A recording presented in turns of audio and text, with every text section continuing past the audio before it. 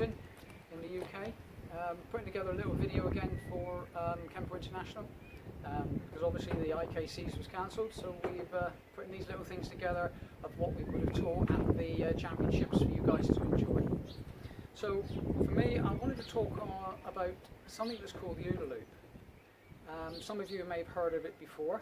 It was created by a gentleman called Colonel John Boyd, who was an F-86 Sabre fighter, fighter pilot in the Korean War.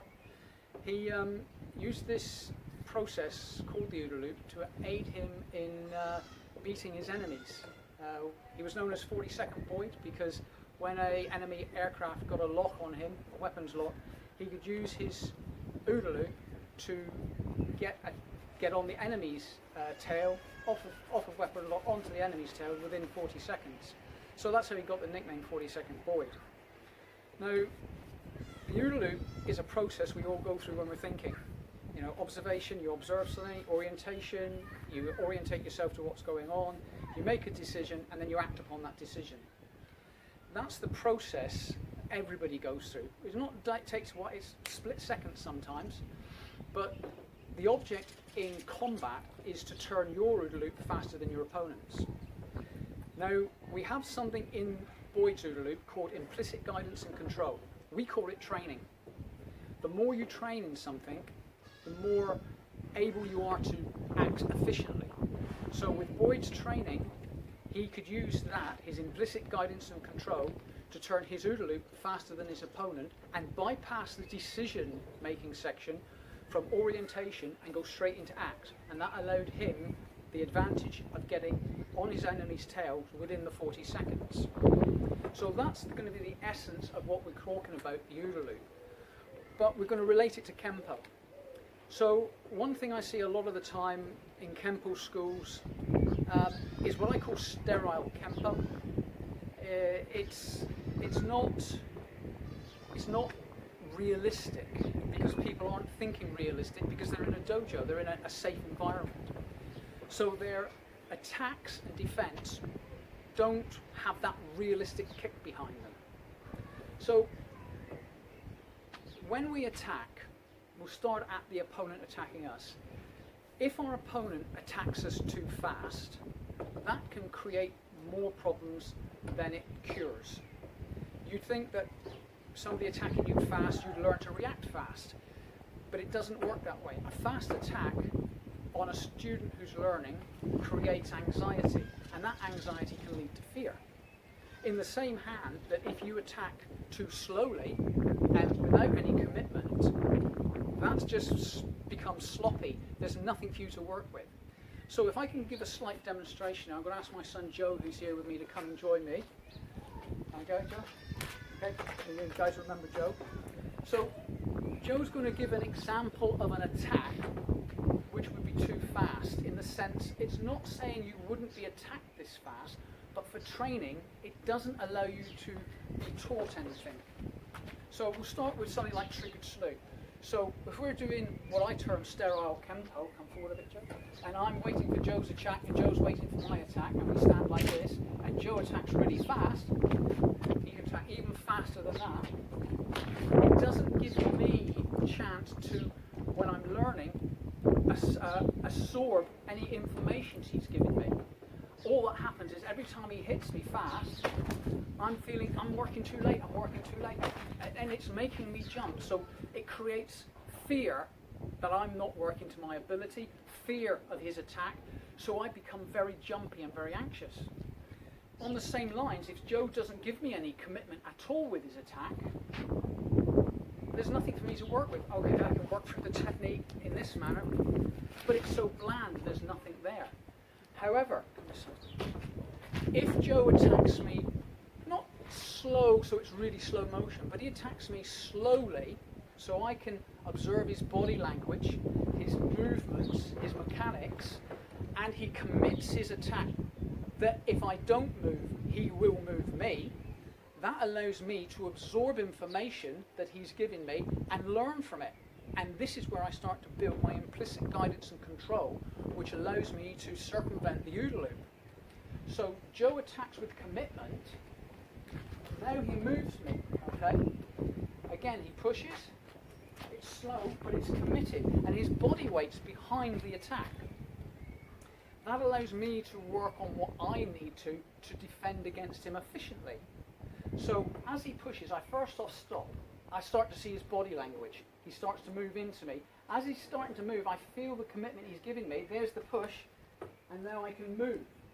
That time he took me off balance because I moved too late, but I learned. My movement was too laxed. So now when he pushes again, then I move too fast.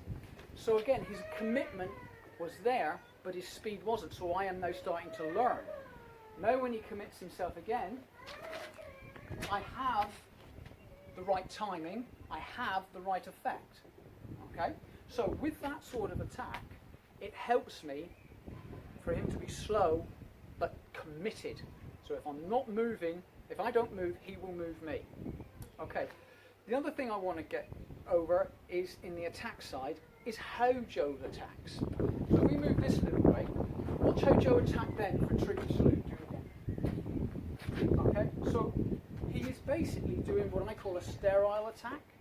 He's got his right foot forward, pushing with his right hand. We do that in Kenpo, but it means this hand is way back there, and my attack is now complementary to him, so we're basically in the same attacking position. Now, really, that doesn't help me because we're equal. I always want to have a better posture than this guy. Okay? So, in reality, would Joe really attack me like this? Would he attack me side on like that?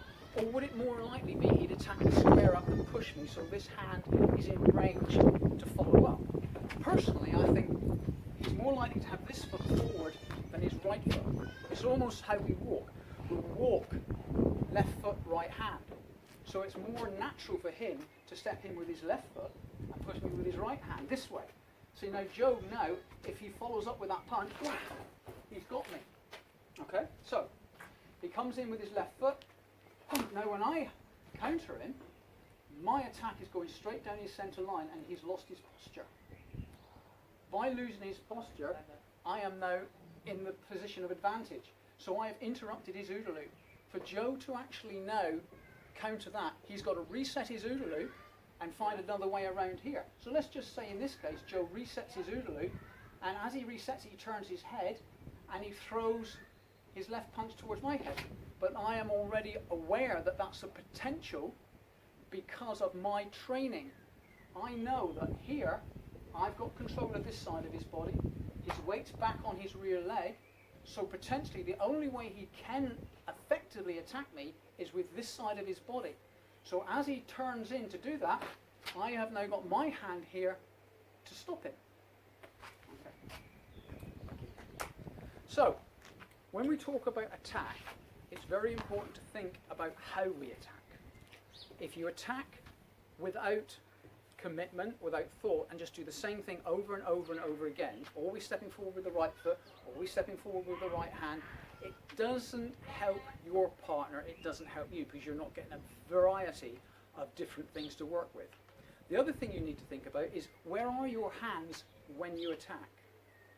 You'll notice in my videos that a lot of the time I'm talking with my hands here. I'm always trying to have my hands in a position where they're ready to work. It's not a thing I do consciously, it's a thing I do subconsciously. I talk a lot with my hands, and therefore I need to learn to work from this position into whatever attack comes to me. So, Joe, can I borrow you again? If we now work into the defense side of it, okay, rather than working on his attack, we'll work on my defense. How I position myself relates to how Joe is likely to attack me. Exactly, if I now, stay there mate, if I now hold my hands like this at the camera, what is open to you at the camera to attack me? It's this centre area. If my hands are like this, my centre area is now filled, but the outside of my area here, the outside of my outer rim, is open to attack either side of my hands. So for me, I already know potentially where my opponent is likely to attack. Now we call this framing in Kenpo, but that framing is implicit guidance and control. My guidance is going to Joe, when I'm like this, my hands are here, like saying, I don't want any problems with you, okay? You know, really don't. So if Joe is that angry with me, he comes through with a slow and committed attack to where he feels he can attack. My hands are here to work, okay?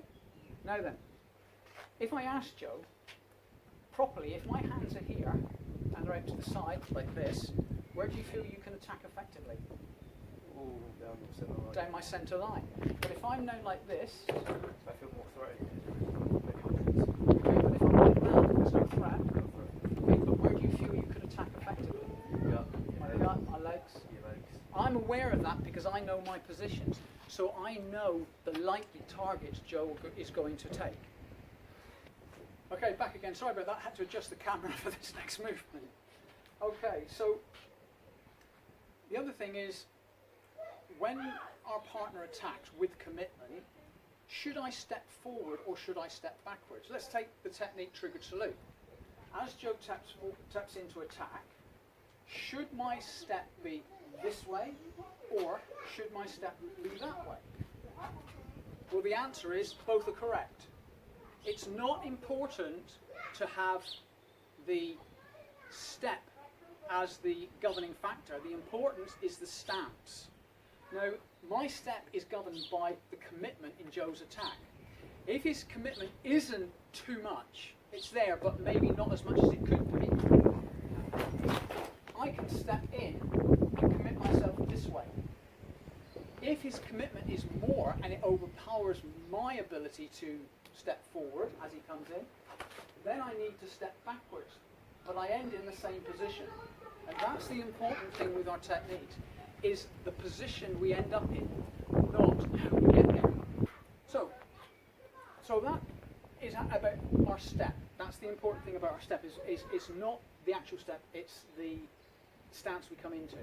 Now then, quite often you get, as instructors we get I get students come to me and say, this technique doesn't work, this technique doesn't feel right.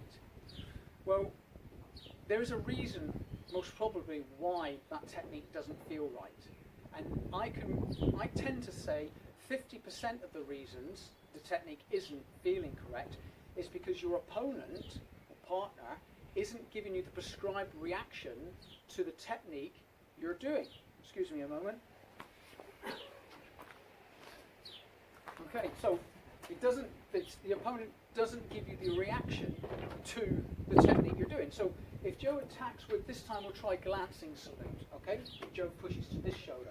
Again, depending on his attack, whether I step backwards or step forwards. But as we do this, there. Now in this situation, Joe's not going to react, okay? No reaction from a broken arm, okay? So now I have to move forward to him. No reaction at all. No reaction. No reaction. No reaction. Okay, and that felt really uncomfortable for me. So he did a sterile attack. This one again, the sterile attack. There was no reaction from him, and the technique felt completely uncomfortable. So this time when Joe attacks, he's going to react, and you'll note, he's going to do a sterile attack, and I do the first movement again, and I want you to watch this leg. Step forward, that leg. Okay. So as he steps forward there's the reaction. There's the reaction there. This leg collapses, okay, here. Now then, if I push down, I'm hitting his leg, I'm not doing anything to it. So we found we had to change the technique in that situation and keep the arm to our body and working from here. This was an adaptation we made to a technique years ago that really didn't need to be made in the base technique. And the answer really is in his attack and reaction. If Joe now steps forward with the other foot, like we were talking about earlier on in trigger salute, and does the attack for glancing salute here, now my next movement straight into his groin. His head's come down. Okay, so at that point, if his head's gone right down and he collapses onto the floor, that's end of technique. Remember, we've got the equation formulation where you can delete things. We don't have to complete the technique. I might want to take the heel palm out and just work the knee in his face instead of his body. Okay, so let's just say this time Joe doesn't react as violently to the strike to the groin, but he still gives me a reaction. So as he pushes, there's the break, there's the reaction. Now from here, his head's coming down. My hand is going up. This is what we call feeding. as Joe's head comes down, he's coming down, bang, my hand's going up. And again, I'm lifting him up. This is turning, see his hands coming up to his face, so I'm checking this one here, so I've got that under control. I can now hook onto him, bring him in, drive the knee into his body, and my arm is now in contact with the side of his face because he's reacted to the strike to the sternum, and then I can hit him with the elbow. And we can go into the extension if we want to, if we get a chance. So his reactions are as important as my defense. In fact, his reactions are more important for me because I learn his actions, his reactions give me food for my strikes. And again, this is my implicit guidance and control. I know if I hit his head back, his groin's going to come forward. So I know potentially my next strike's going to go low. As I strike him low, his head comes forward again. So then my strike's going to go up. So whatever I do with one strike, I'm trying to feed and prepare my opponent to receive my next strike. This is very important within our structure to understand the mechanics of our opponent as much as the mechanics of ourselves. So on that subject, we call feeding, you have to now look at your training in self-defense techniques. The more realistic you want your self-defense techniques to become, the less assumption of injury Joe must have. Now, assumption of injury is exactly what it says. Joe must assume that if I hit him there, this is the type of reaction he's going to do. So it not only teaches me what happens when I hit someone, it teaches Joe what's likely to happen to him if he gets hit. That has double-edged sword. It teaches him how he might be able to retreat and guard himself, but it also teaches him how to feint and pretend he's been injured and maybe lull me into a false sense of security. I'll explain that in a minute when we talk about adrenaline switches. But the assumption of injury is important because the less assumption of injury Joe has, the harder I have to hit him. So if I was to hit Joe here, and I just hit him gently, but he reacted as though it had been a hard punch, he's assumed that injury created that reaction. Now if I do the same punch, but Joe doesn't react, for me to get that reaction from him, I have to hit him harder. So Joe learns what it's like to be hit. I learn what it's like to hit someone harder and more realistically. If you balance this with rules in competition, when we have a competition and we're point scoring and sparring, we have judges, referees, timekeeper, scorer, guards, foot guards, head guards, groin guards, gum shields, medic standing by. Now then, if you want point sparring to become more realistic, take away the head guard, take away the hand guard, take away the foot guard, take away the groin guard, take away the timing, take away any score, make it last man standing, take away the referee. And you're getting then to the original, remember cage, the octagon? That's where it was originally. You take away all those safeties and the fight becomes more realistic. With assumption of injury, if you take away the assumption of injury, you need to give more to your opponent to get the reactions. So that creates realistic striking patterns and realistic techniques. I'm not asking you to injure someone, but sometimes you have to maybe put that punch in a little bit harder just so your opponent knows what it feels like, just what you know what it feels like, and you understand the reactions that are going to happen. Okay, so I talked a little bit there about that, and then I said about the adrenaline switch. So the adrenaline switch is basically what it says. It's almost like two types of adrenaline.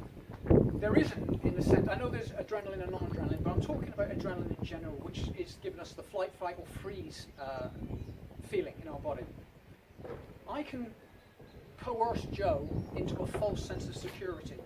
So how I position myself, I can be sort of like this, not wanting any problems with somebody who's attacking me. I might even be like this, just gently touching someone, saying, I really don't want any problems. Okay? That will do one of two things. It may de-escalate the situation, which is what we all really want anyway, or this person may become overconfident, thinking, I'm going to win, I've got this guy. He's scared. But I'm just giving that persona. I'm making him feel that way. I'm making him have an adrenaline rush. And when he has that adrenaline rush, he becomes overconfident and he makes a mistake. The other side of it is you can put your adrenaline up and try to make his adrenaline go down. Now this is something you have to be very careful with and you have to be very confident with. It's not something you can just do like that. The other one's easier. Being able to pretend you're scared is a lot easier than being able to become controlled aggression towards somebody who's attacking you. It could be done in that manner. So if Joe was becoming aggressive to me, I could be backing away like this, okay? Or as he becomes aggressive to me, I could just turn on him like that and immediately give him an adrenaline switch. We did something like this in our club a few months back, and it was just a simple exercise of somebody walking into the side of us, and all you did was just turn and look them in the eyes and see if your look could just switch their adrenaline. Some people found it was overly an over-adrenaline switch. Some people found a slight adrenaline switch, but nobody didn't find any form of adrenaline change. So that's another thing you need to be aware of when you're training, is the adrenaline switch that you can create from pretending to be passive or pretending to be aggressive. But like I said, you need to be careful with the second one because you have to be confident with your skills before you do that. Okay, so that's just a few more insights from the way I tend to think about my Kenpo and my martial arts in general. Hope you enjoyed it. As always, if you've got any questions or you got any comments, please feel free to contact me, and I'll try to answer any questions you've got. So I'd like to thank Joe again for his help, okay, and I'll say goodbye and wish you all the best. Thank you very much.